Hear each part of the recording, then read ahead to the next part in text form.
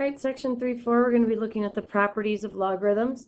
Reason we need to go over these properties of logarithms is so that we can eventually go forward and be able to solve both logarithmic equations and also exponential equations. So we're going to take a look at the properties of logarithms and then also look at using the change in base formula. To get it started, I'm going to go back to looking at just our power properties, because the power properties that we have worked with up until now are going to have an effect on our properties of logarithms as well. So when you take two powers that have the same base and you're multiplying them together, in that instance right there, we add the exponent. So I get x to the power of m plus n.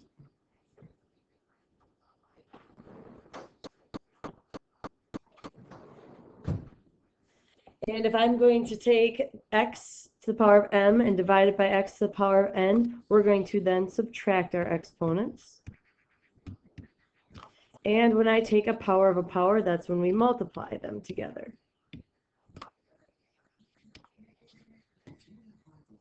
And so when we start looking at our properties of logarithms, we're going to see the same thing going on here, where we are adding, where we're subtracting, or where we're possibly multiplying them together. Because when we're solving for logarithms, you're solving for the exponent. When you take the logarithm of a product, we are going to expand on this here, and we are then going to add the two logarithms together. So taking the logarithm of any base of the product of xy, we can rewrite that as the product of two logarithms. I'm sorry, not the product, the sum of two logarithms. If I take the logarithm of a quotient, so I'm going to be dividing these two, when we are dividing powers, that's when we subtract our exponents. And so what we're going to be doing here is we're going to be subtracting the logarithms from each other. And then lastly, when you take a power of a power, that's when we do our multiplication. And so what's going to happen here is our exponent's going to come down out in front, and now we're going to be taking x times the log of y. And these are properties that you've seen before in Algebra 1, and we're going to work with them again here. So a couple things that we want to be able to do, and first thing we want to be able to do is be able to expand logarithms. And so when you're taking the logarithm here of a product, I'm taking 8 times x times y to the fourth. What I can do here is I can break this up into 3 separate logarithms. And because I'm multiplying everything, we're going to add them all together. Sorry, you might hear my dog slurping up water in the background there. So we can take the log of 8 plus the log of x plus the log of y to the fourth. So now we have the sum of 3 logarithms written out, which is going to be the same as the single logarithm. I can go one step further here to use the power property here and bring this 4 down out in front, giving us the log of 8 plus the log of x plus 4 times the log of y.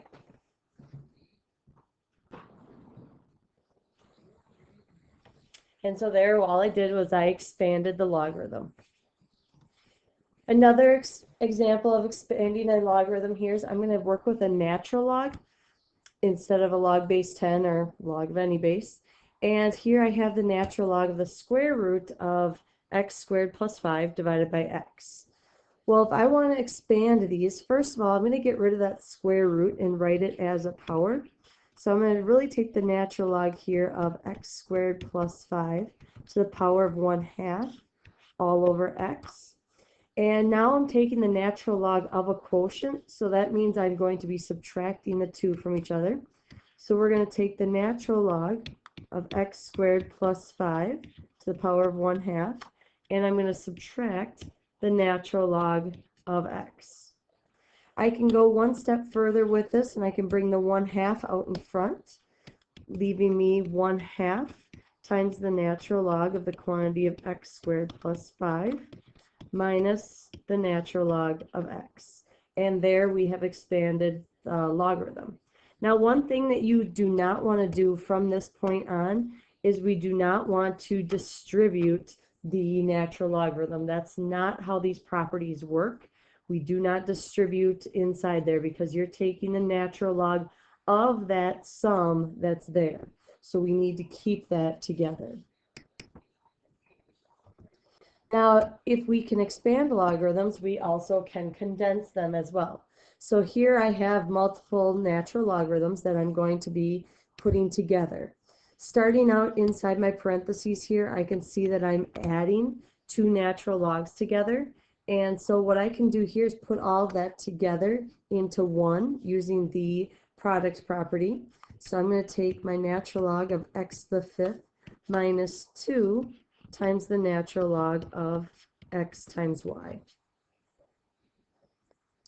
And then as I continue on with this power of 2 right here, I can bring that up to be its exponent. So now I have the natural log of x to the fifth minus the natural log of xy, that quantity squared.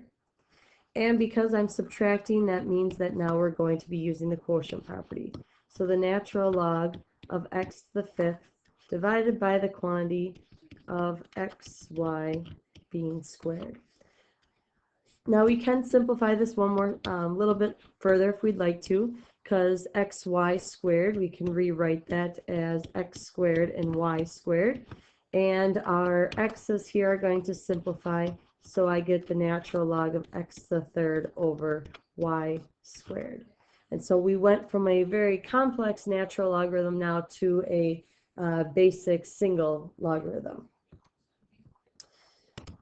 The next thing that I want to do is talk about how you solve a logarithm when you have a base that's something other than 10 or e.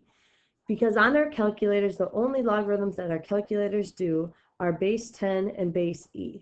And when I look at this problem here of log base 4 of 7, I'm asking myself here, 4 to what power is going to equal 7?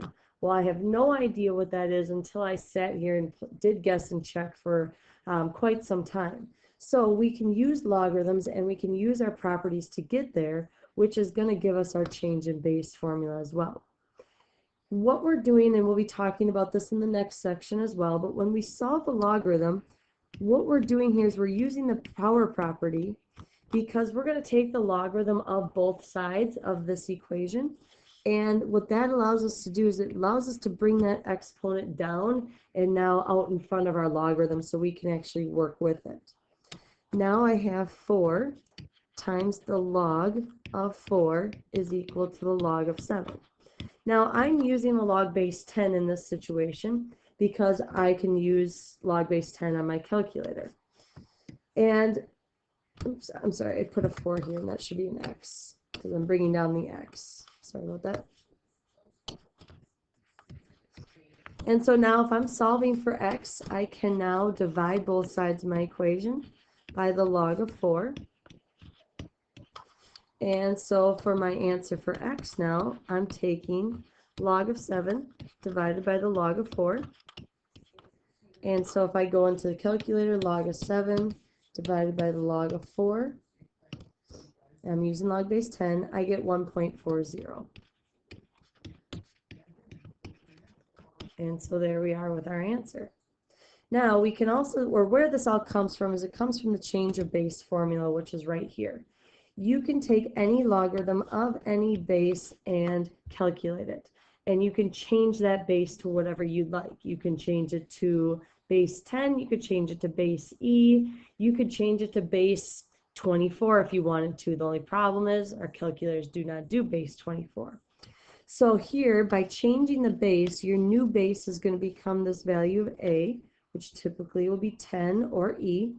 And then what we're going to be doing here is taking the log of x divided by the log of b. So you're going to take the log of x divided by the log of your base, and that right there is the exact same thing that I did here when solving using the properties of logarithms. So just to show the same problem, just in a different example here, log base 4 of 7. So I can go ahead and change the base, and I'm going to change the base to be 10. So then if I take the log base 10 of 7, I can divide that by the log base 10 of 4. And I already put that into our calculator a moment ago, which I got 1.40.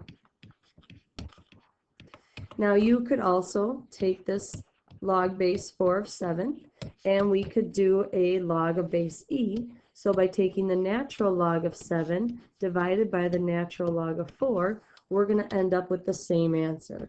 Natural log of 7 divided by the natural log of 4.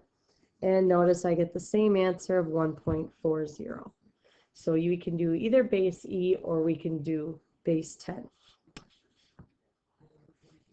What I'd like you to come to class with is show me that you can work through the properties of logarithms. And here I have 3 logarithms that I'd like you to condense, so to try and write them as a single logarithm rather than the 2 or the 3 logarithms that you currently see. As always, if you have any questions on anything, let me know. And this was a pretty short video, only 11 minutes, so we'll see you in class.